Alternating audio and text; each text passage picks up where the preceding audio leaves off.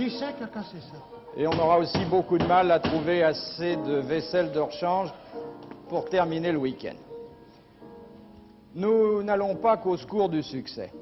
Il arrive, et il arrivera, je pense, de plus en plus souvent, que nous mettrons un point d'honneur à vous présenter de jeunes talents, à vous montrer des artistes qui possèdent en quelque sorte ce que je pourrais nommer une virginité télévisuelle.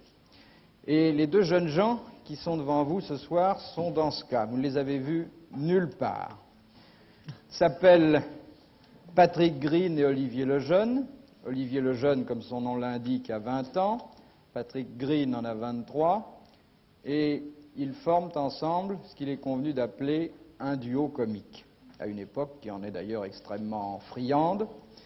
Ce sont des jeunes gens qui nous ont inspiré confiance, d'abord parce qu'ils avaient du talent, mais avant même qu'on les entende, parce qu'ils habitent chez leurs parents et que ce sont de jeunes célibataires sans histoire.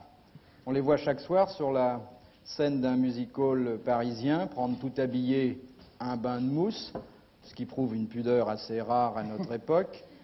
Et ce sont non seulement des comiques, mais encore des moralistes. Ce sont des moralistes et, évidemment, pour critiquer notre société, on passe obligatoirement par la presse. Par la presse quand on veut faire un bilan, par la presse quand on veut tenter une prospective. Puis-je vous demander, messieurs, ce qu'on pourra lire, en prenant quelques années d'avance, dans la presse de l'an 2000. Bien sûr. Il a été procédé ce matin à la vente du 6e Concorde. Où ça? Opus. Le dernier chalutier breton vient de couler le sous-marin atomique le Redoutable. Qui en était à son 283e chalutier breton. Michel Debré vient d'être élu. À l'île de Ré, c'est la dernière qui nous reste. Une nouvelle littéraire. Oui. Alain Decaux vient de publier un ouvrage intitulé La vie et les œuvres d'André Castelot. À l'issue d'un sondage récent, la Sofresse communique... 72% des Français sont plutôt satisfaits de l'IFOP. Ce soir, sur la 15e chaîne... 4283e épisode de Noël aux 4 vents. Entièrement tourné à l'hospice de Nanterre. Demain soir, sur la 20e chaîne, émission à armes égales entre Alain Gesmard, ministre de l'Intérieur... Et Gérard Nicou, ministre du Commerce. Jean-Paul Sartre vient de sortir de la prison qu'il a lui-même construite à ses frais. En vue des élections législatives, le Parti socialiste et le Parti communiste vont se rencontrer pour tenter d'élaborer un programme commun. Sur une plateforme commune. Dans l'intérêt commun. Le syndicat des téléspectateurs demande s'il est possible d'inclure quelques minutes d'émission entre les flashs publicitaires.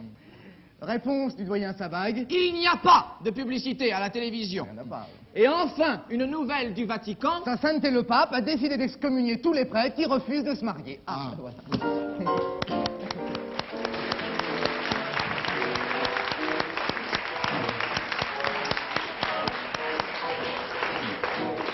Bon, c'est très bien, mais il y a un autre élément d'appréciation qu'il ne faut pas négliger, surtout ici, surtout ce soir, c'est la télévision.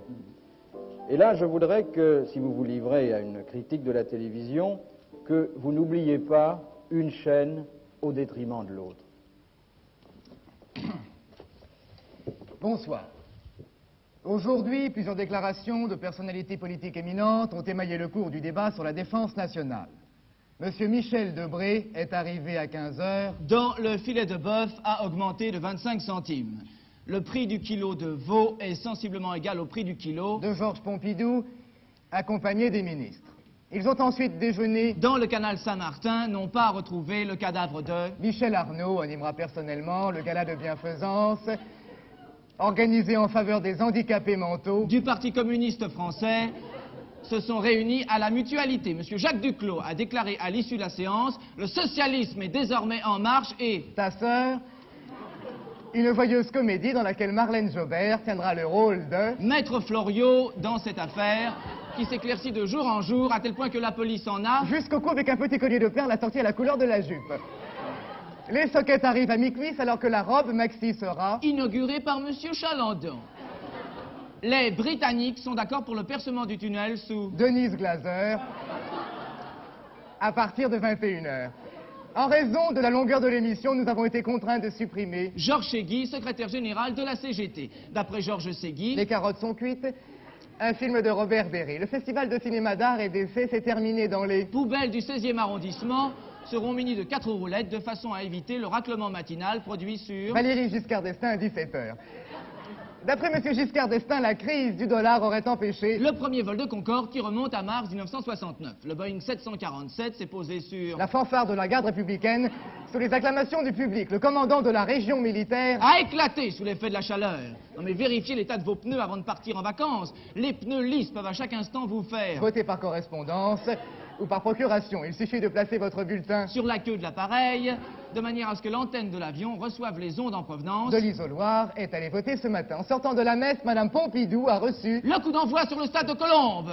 Les deux équipes se préparent à jouer... Avec le feu, spécialement dans les régions boisées, fumeurs. Ne jetez pas vos mégots. Dans la bouche d'un radical socialiste, la même phrase qui devait servir de slogan aux amis de M. Jean-Jacques Marcellin, qui après plusieurs années de ministère à l'Intérieur, se retirera dans... l'anticyclone des Açores. Nous aurons droit à quelques éclaircies. Dans l'esprit de Léo Hamon. Information première est terminée. Nous vous souhaitons de passer... 24 heures sur la 2.